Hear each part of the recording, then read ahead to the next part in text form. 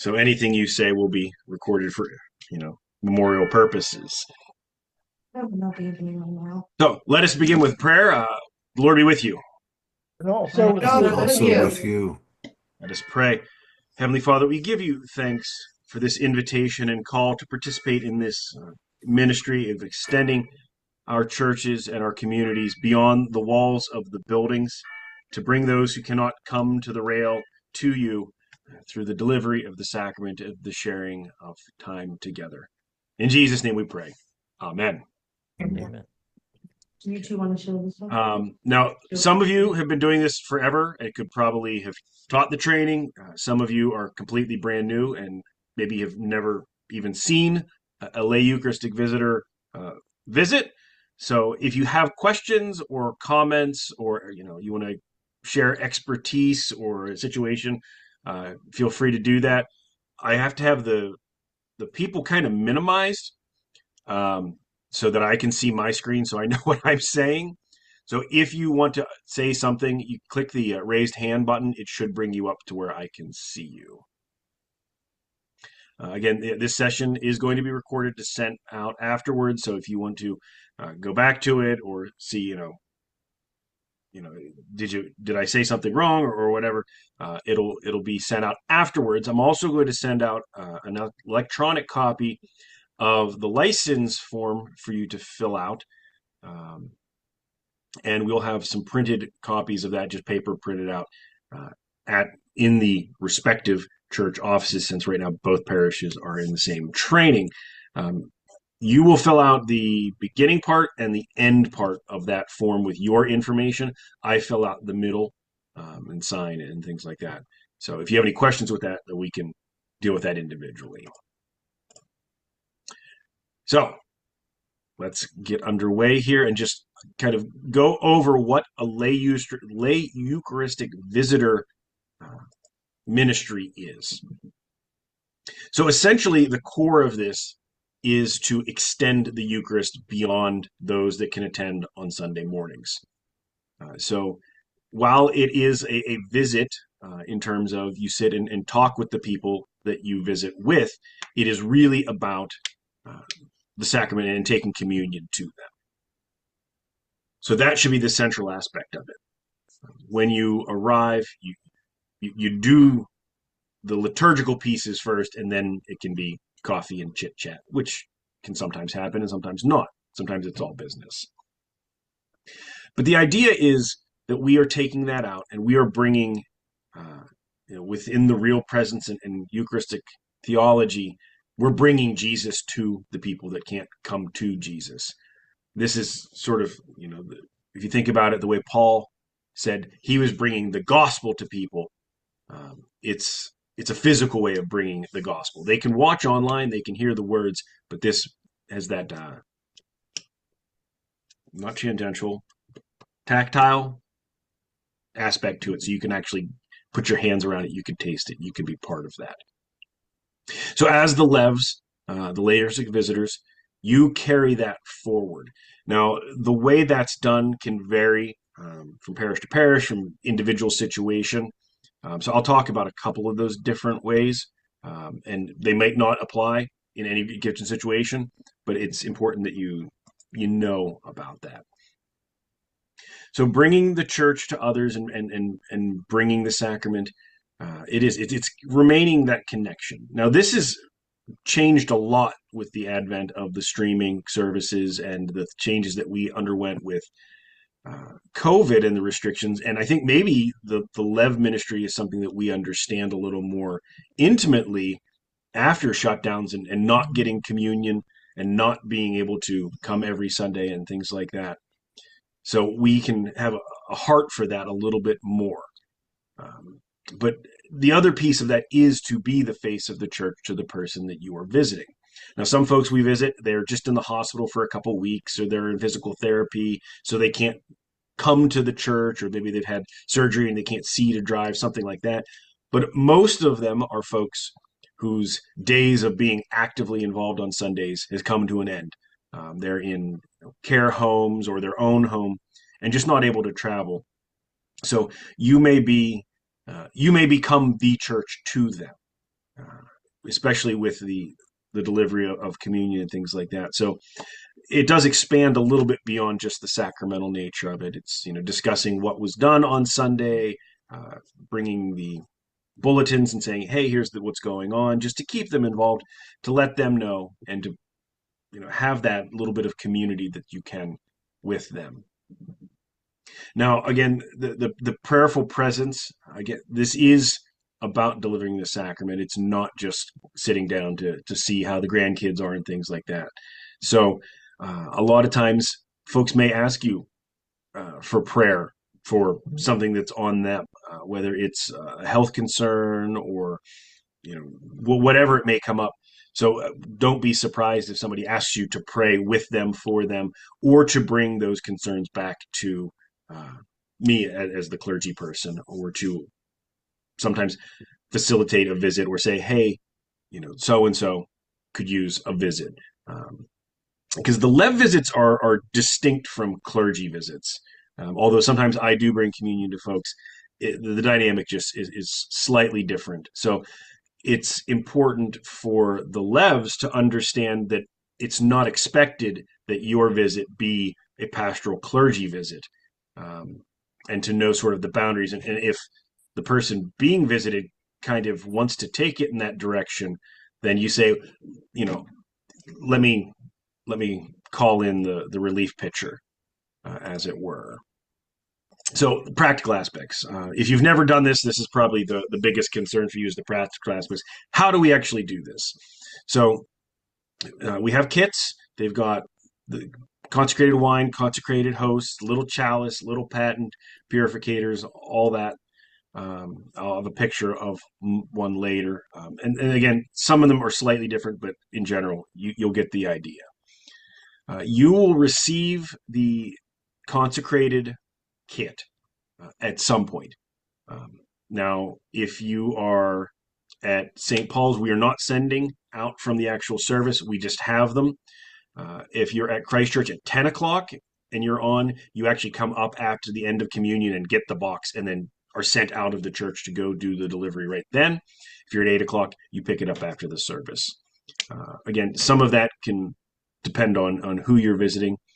But ideally, in an ideal world, after communion, before the post communion prayer, the LEV will come forward, receive the consecrated kit at that time from the priest, and leave the building directly and take the kit and go have communion with the person within, ideally an hour. That way, it's almost part of the Sunday service. Sometimes that doesn't work. Sometimes, you know, it's Mother's Day and you're going out to dinner right after church on Sunday. You can't make it till Monday. That's fine. Again, the scheduling of the actual visit falls to the LEV and the person being visited, because it may be that their schedule doesn't accommodate the Sunday visit. But just the ideal is that Sunday afternoon. You don't want to be doing it Saturday before church, because there's also about returning the kits, and you don't want to be rushing back with that. It's also important that when we do this, it's not delivering leftovers. This isn't a doggy bag of communion. This is part of the communion that was celebrated that day. Again, it pulls the people in to the broader community. Once you've been visiting someone, I try to keep the visits, you'll be paired up with people so that you're visiting the same person. You'll get to know, okay, we meet on Mondays, we meet on Sunday afternoons, we meet directly after church, we meet Sunday evenings. You'll get that rhythm and flow, so that you'll begin to get into a cycle with that. So you'll know when to call them, how early to check in. Yes, Elizabeth. Thank you. So my question is about, you mentioned that we get the LEV kits right after the communion. Correct. And then we immediately take the box and we go. Do we ourselves wait, not take communion? We just take the box and then we share the communion ourselves with with whoever we're assigned to, or do we take communion ourselves and take the box? Good question. So you could actually do either. I think most folks do take communion with the rest of the parish. Sometimes the levs will sit in the back of the church and kind of come up at the end to be a little handier for the handoff. Yeah. But yeah, I mean, if you wanted to, you could actually wait if you didn't feel comfortable taking communion multiple times a day. I know some people come from traditions where you're only allowed to take communion once a day. Um, I know on some Sundays I end up taking it 4 and 5 times a day. So we don't have that restriction. Okay. But if that was part of something you wanted to do, Okay.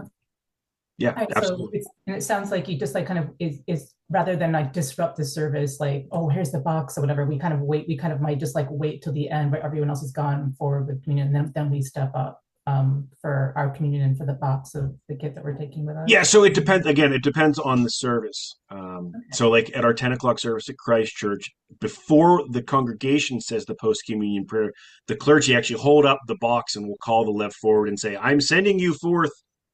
And there's a whole thing. So it's Okay. very disruptive, but intentionally so that folks see the communion going out and know that even if you're just watching online, it is possible to be part of the physical community. Nice. Now, at the other services, it's just kind of come up afterwards, and you can receive it from the sacristy or from the clergy. Okay. All right. Oh, thank you. That clarifies it. So the schedules, yeah. So I will send out.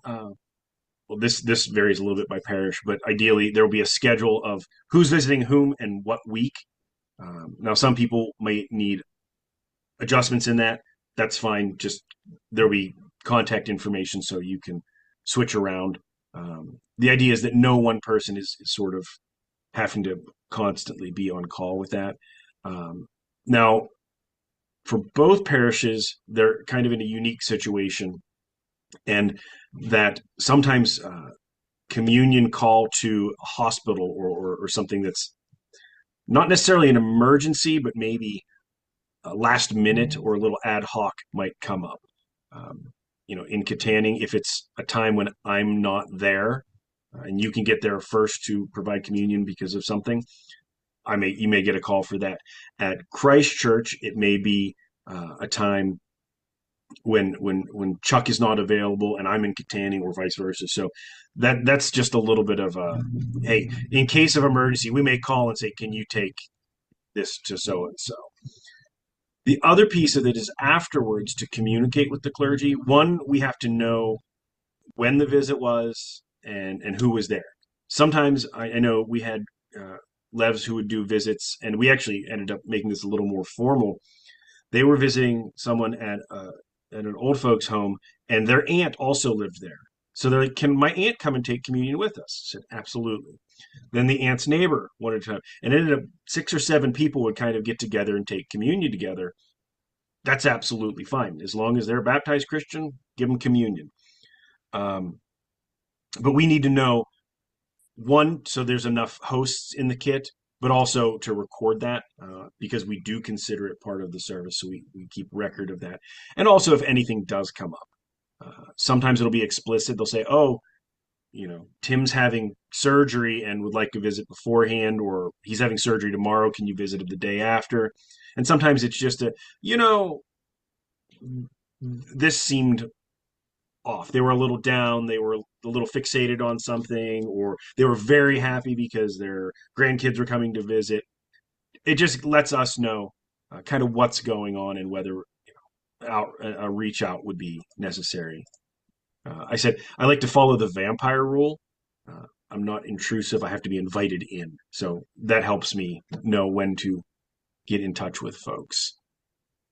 The service you'll actually use comes from the Book of Common Prayer. It's communion under special circumstances.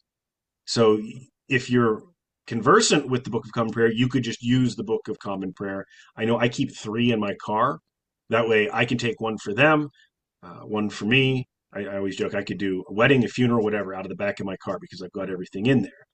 But we also do printed bulletins. So if you just want to take that. Now, several years ago, before we started live streaming, it was always recommended that you would take the bulletin from Sunday, read over scripture, and offer your own comments and reflection on what the sermon was. You could still absolutely do that. But now that we do have streaming, and this was a question I actually wanted to pose to the people who are currently functioning as LEVs. Has anyone ever just pulled up the service stream and watched with the person they were visiting, or played the sermon?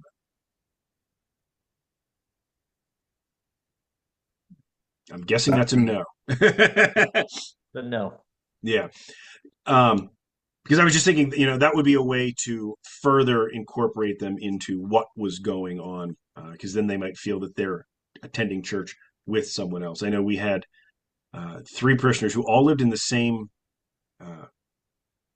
complex, and one was actually retired clergy. So they would all watch our online services together, and the retired clergy would then consecrate and give communion at the time that it was going on. So that's just something to consider. But again, if you want to offer your own thoughts, absolutely. Yeah, a lot of the folks are already watching. So if they have watched, you don't need to be like, no, you need to watch it. Just kind of go over it with them. Again, I think a lot of this will come up. You'll figure it out with them. Each visit will probably be unique. And we want to maintain decorum with the elements. So we don't, I think in the one handbook for this, it says, don't keep it on your bookshelf, that sort of thing. I keep one on in my car, but it's sort of the emergency go kit. But we want to make sure that it's not just sort of thrown into the trunk and left or forgotten or damaged. Some of the kits have glass things that things are contained in. Most of them are silver, so they're a little more wear resistant. And then we want to make sure that they get back to the church so they can be cleaned, refilled, etc. Okay, safe church guidelines. This is like the newest piece to this. With the national church adopting standardized safe church guidelines across the entirety of the Episcopal Church, and then each diocese adopting them, and then each parish adopting them, LEVs do fall under that. Now, mostly I know we think of it as something with kids and the dangers there, but it's also for vulnerable adults. And the church, by definition, considers anyone who's receiving a visit from a LEV to be a vulnerable adult. They have a different matrix for things like that, but I kind of laugh because sometimes I have folks who are operating as LEVs who are old enough that they are considered vulnerable adults who are visiting vulnerable adults, so they need to have safe church training to visit themselves somehow. Quiet, Reb. You don't need to offer anything right now. So there's a series of, I'm trying to remember how many courses. Some of them are literally check off, I will read the policies. Some are actual little trainings. They used to have a whole myriad of them, and you had to watch certain ones. Now it's all sort of standardized. But I will provide a list to the Safe Church liaisons at your parish, and then they will get you access to that. You just do it online. I don't think any of them are more than half an hour long, and they don't need to be all done at once. I mean, if you've ever gone through any sort of HR training or a video at work, it's about like that. They're not, super compelling, but some of it is fairly decent, and the basis of it is well founded. Vulnerable adult, yeah. Let's. Some of the Reader's Digest version of what the Safe Church training is we've got a 2-adult rule. There always has to be 2 unrelated adults when visiting a vulnerable person. This applies to kids. This applies to adults. Now, if you're visiting someone at, Manor Care, that's fine. There's adults all over the place. You could probably do that visit by yourself. If you're going to someone else's home, the idea is that there's multiple people. This is one for the person being visited's protection, but also for your protection. If you have an unrelated adult there and someone were to say that you did something, you have someone there to say that's not what happened. In our context with the LEV visits, we may be visiting people who have cognitive issues, and they could say something that didn't happen that they truly believe because of misreading of a situation, or just almost like hallucinations.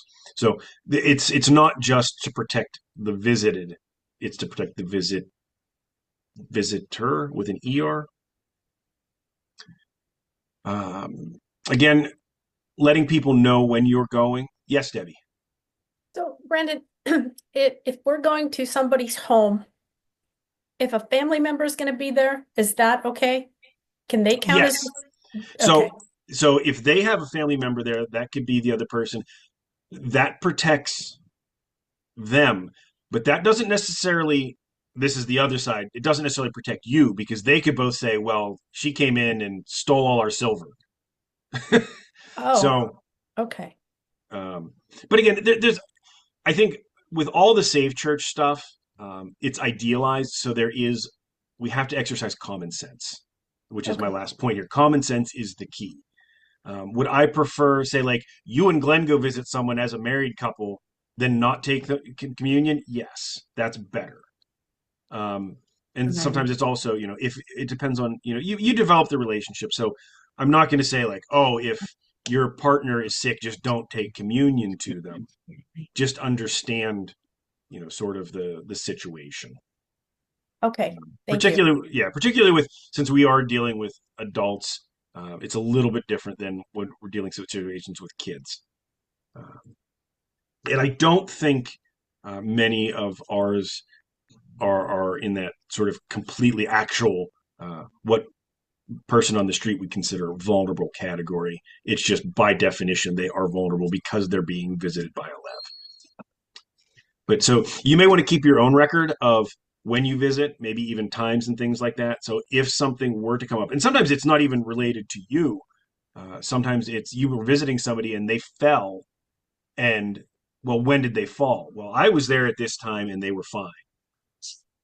So um, there you go. And if you did have someone who was Son, it's not. what we have a question from the gallery there. Yes. So you're saying if you go to a personal care home, you can only one person needs to be. But then what if you enter like their bedroom or something? Well, again, this is the part of common sense. So Okay. if it's the old dorm room, leave the door open, 4 feet on the floor, sort of stuff. I think one of the things in the Safe Church training is actually it's like never sit on a person's bed. So if you're visiting somebody in the hospital or in a care home, sit on a chair. Never sit on their bed. Okay, thank you. Yeah. Yes, Elizabeth.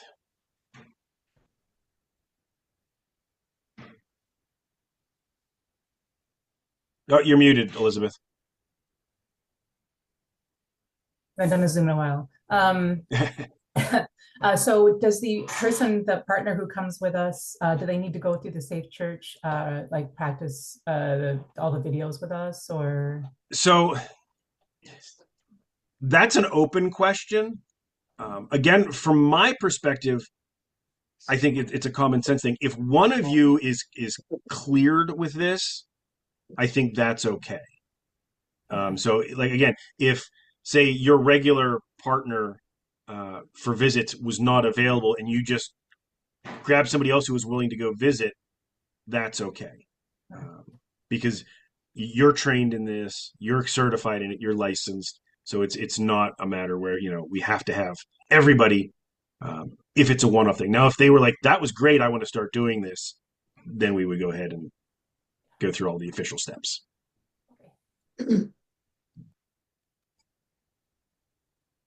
To follow up with this, though, it's important. I think I have everyone. Well, obviously, I have everyone's emails because I sent this out and you were here and you got the link. But having the correct emails and phone numbers particularly, I think, are important to share across LEVs. That way, if something happens, hey, I've got the flu, but I'm supposed to visit Mary this weekend. Can you take it, or can we switch weekends?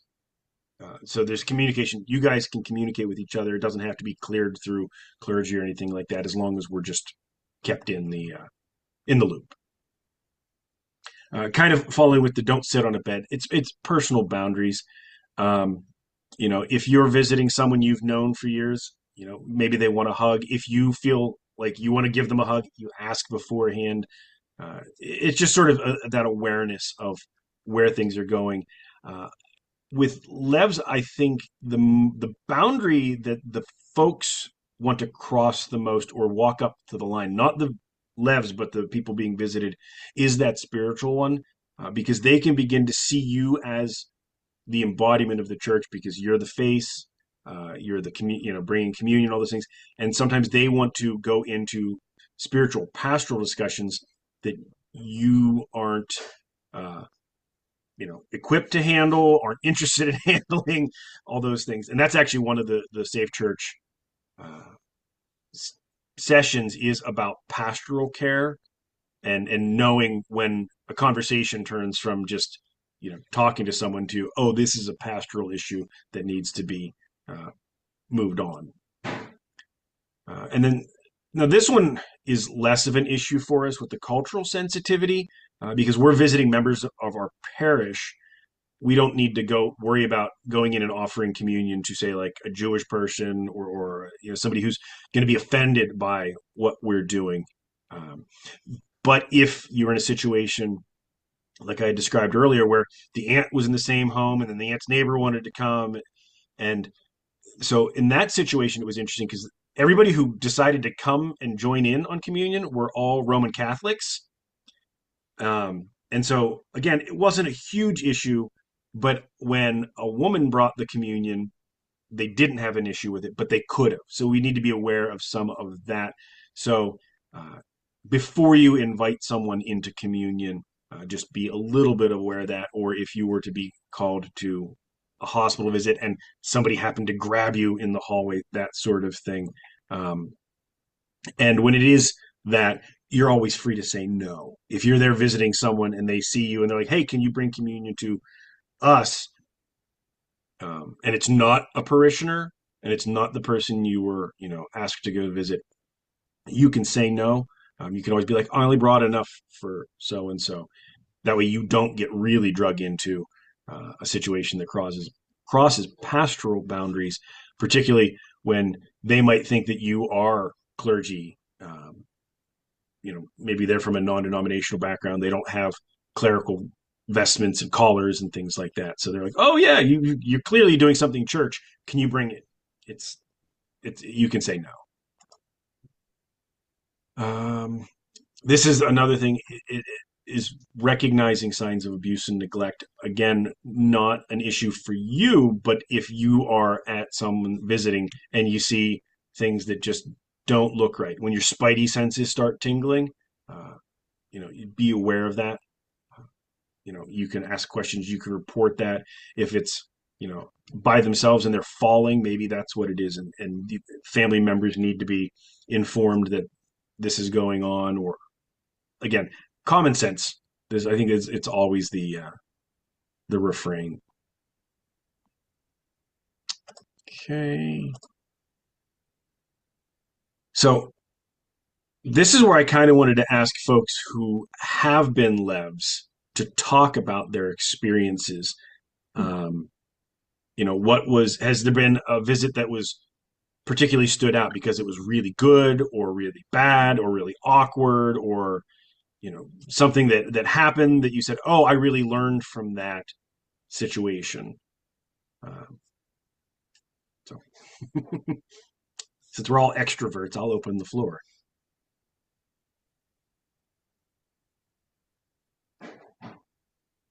Oh, yeah.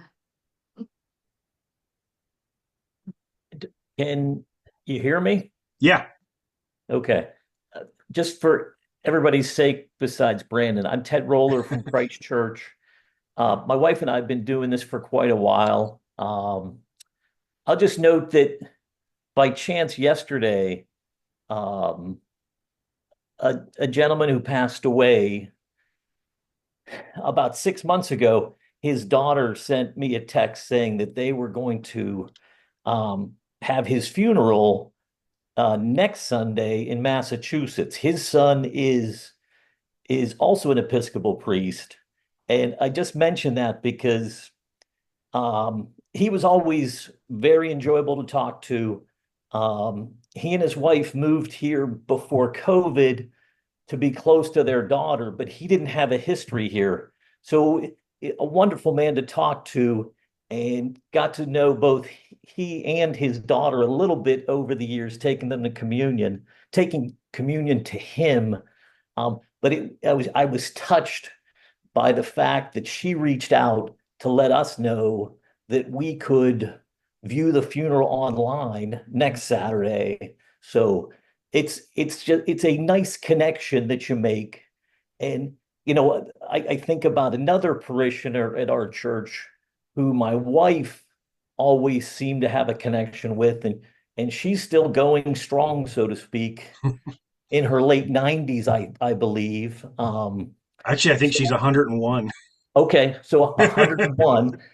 But yeah, so I think depending on the and other parishioners, it's not as if I'm implying that you end up making a meaningful connection with everyone.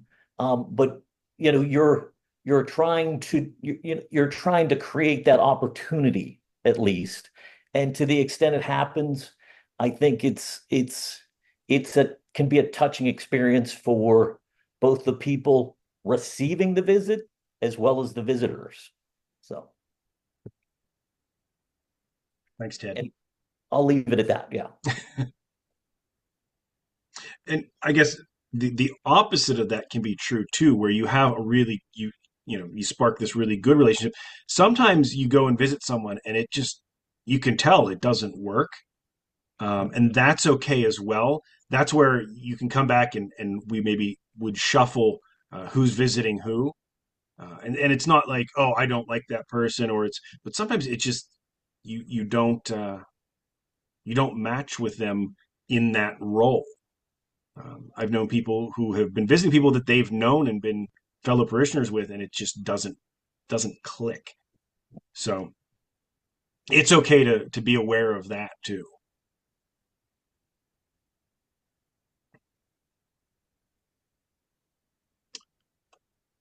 Okay. So this is a licensed ministry through the diocese with the forms you guys will have to fill out. I actually have to send them in to the bishop. I attest that you are faithful in attendance and understanding and all those things. The licenses are good for 3 years, so we do have to do a full relicensing every 3 years. That's why I'm kind of doing this all at once. Um, but in the interim, if there are situations where you're like, hey, this part of the service has always confused me, we can always do a one-on-one, like let's sit down and go over that. Or if there's something that maybe I hear from a couple folks, we'd pull it together and say, oh, here's, let's just refresh this, that sort of thing. Again, it's always about, just communicating back and forth. This isn't just, I'm going to wind you up and send you off sort of situation. Where's the I had a picture somewhere of the kit all set out. I think that thing got deleted.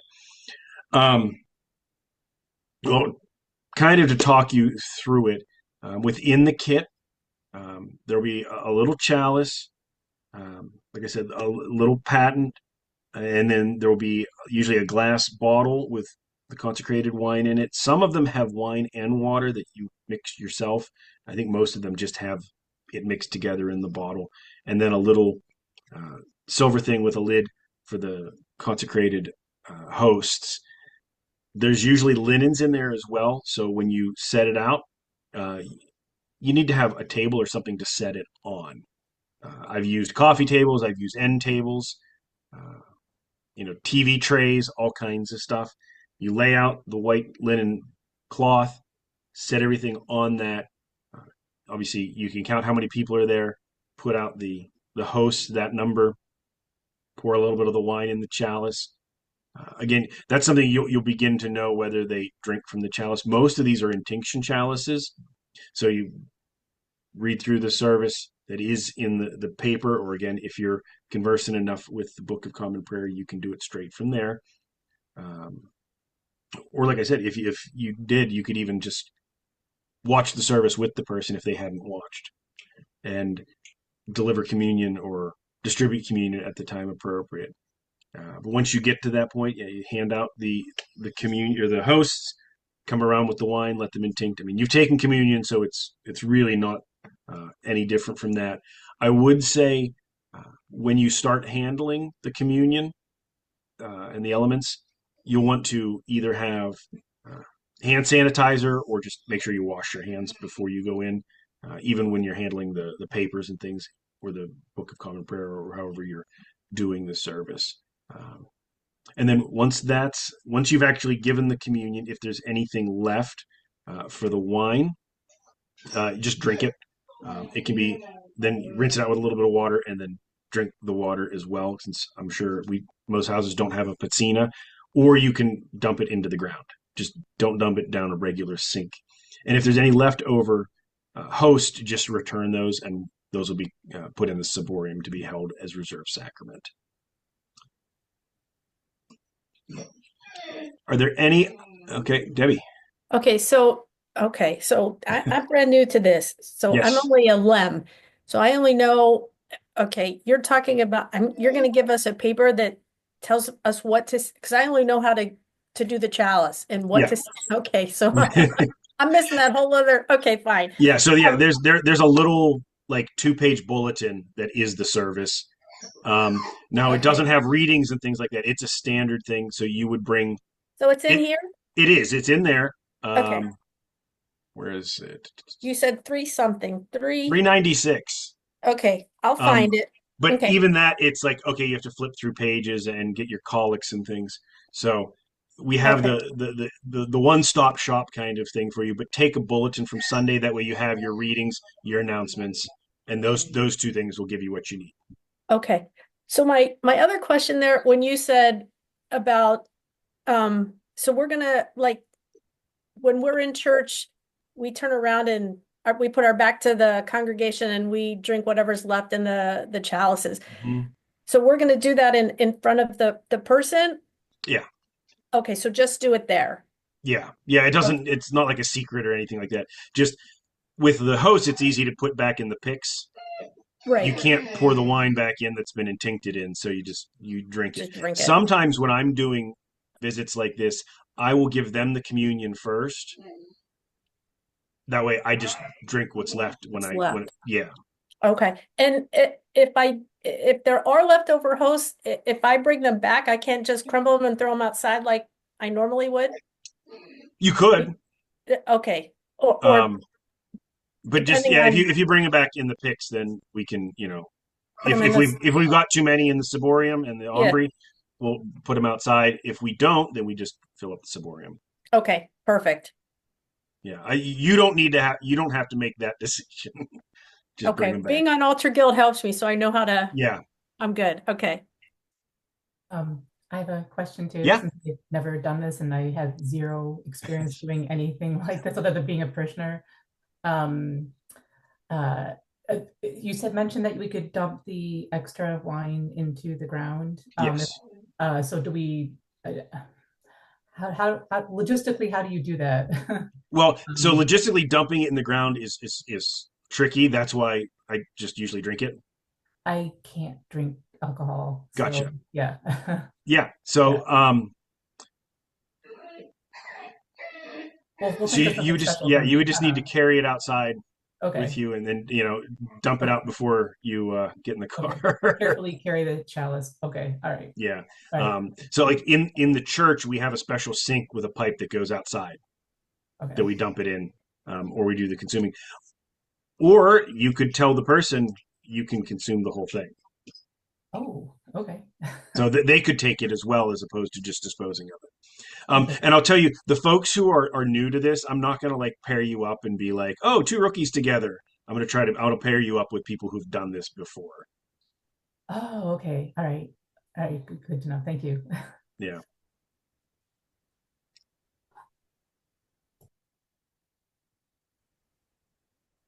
I'll stop the. There it is. Okay.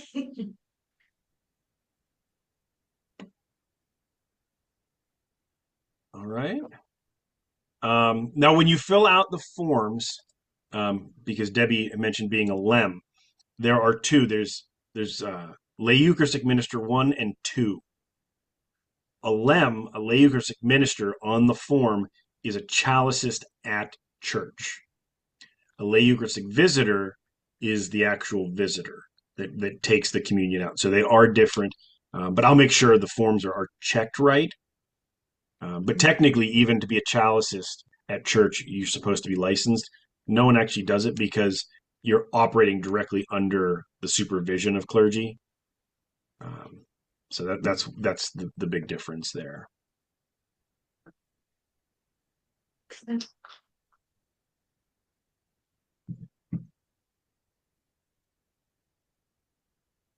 Okay. Well, I think so. fantastic. And again, when you're doing it, if you have a question, let me know. Or if you think, we get off and you're like, oh, I should have asked, let me know. The whole thing again is it's a process that we're communicating. Hopefully we're defaulting to common sense and not letting ourselves get too worked up about,